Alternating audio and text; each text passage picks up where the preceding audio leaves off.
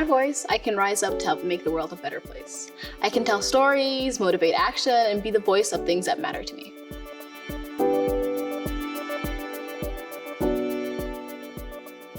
Hi, I'm Munira. I'm a Stanford student, and I really care about contributing to marginalized communities. To be honest, I might care a little too much, but I just really love going right in and using my voice for change. So for a very long time, I've been super aware of what is right and what is wrong, and I've always been good at speaking in front of a crowd, reading a room, and giving people my opinion about certain topics. I was born in the US, but I spent a lot of my childhood in Kenya, and in both places, I witnessed a lot of injustice and a lot of stories that just had to be shared. Over the years, I've learned the true power of speaking up, and I've been able to use my voice to inspire action for social good in my community. Along the way, I picked up a whole bunch of tips on public speaking that I would love to share with you. So I believe that public speaking is made up of 3 different things: the topic, the speech, and the presentation. First, you have to choose your topic. It can be anything. For me, I usually give speeches about injustices my community is facing. For you, talk about anything that you're passionate about or anything that you feel like you have to advocate for. Once you know your topic, learn all about it. Try to know it backwards and forwards. This will help you structure your speech in any way or any manner you feel like is important. But it's also really important that your speech isn't just about your opinion. Get some reliable facts, stats, and other information. And knowing these facts and working them into your speech will give you a bunch of credibility. It'll make sure that the people that you're talking to will believe you and support you in whatever action you want them to take. Now, you've done a bunch of research, it's time for you to start preparing your speech. Before you begin to craft your message, you have to know your audience. This will help you determine what you need to say and how you will need to say it, and knowing your audience really well will help you tailor your message in a way that is most convincing. So when I'm giving a speech at my college or at an event, I make sure to work in the needs of the audience or the community around me.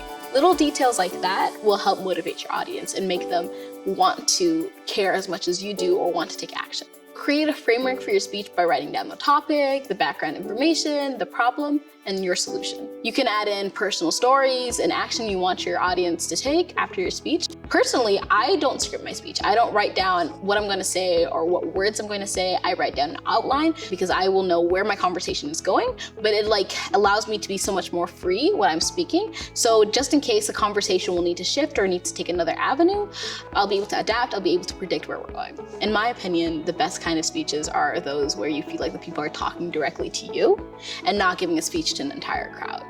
Be personal, be relatable, feel like you are just talking to one person at a time. It's also really important that you catch your audience's attention. You need to make sure you have them hooked by the first 30 seconds.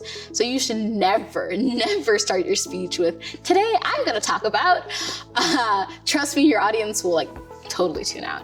Instead, use a startling statistic, an interesting anecdote, or a concise quotation.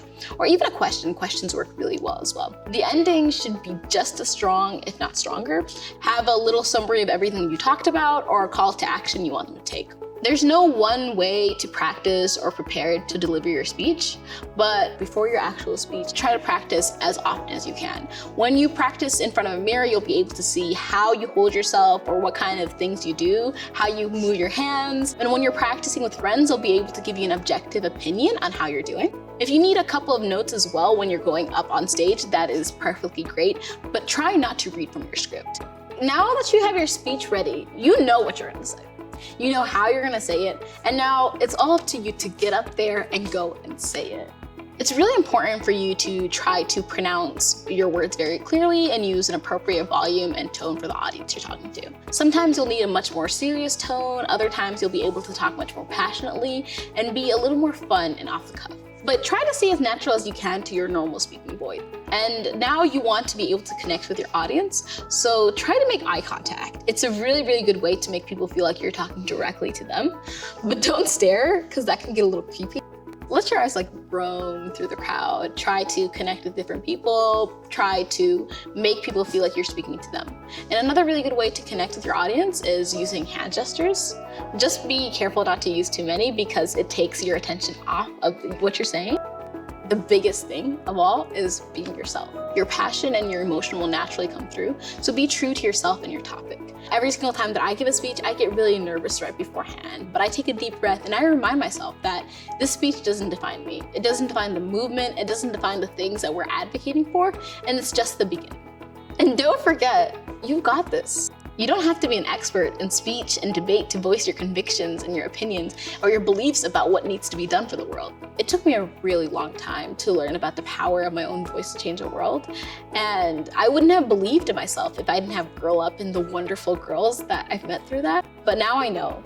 And I hope you know as well, the social issues that we're passionate about are already in our head. And now it's being able to use your body language, your speech, and your presence to change the hearts and the minds of the people around you, and to persuade them to act for the social good. Public speaking is just a tool. It'll give you a platform to tell your story in a meaningful and passionate way, but it's not the end, it's just the beginning. And remember, you've got this.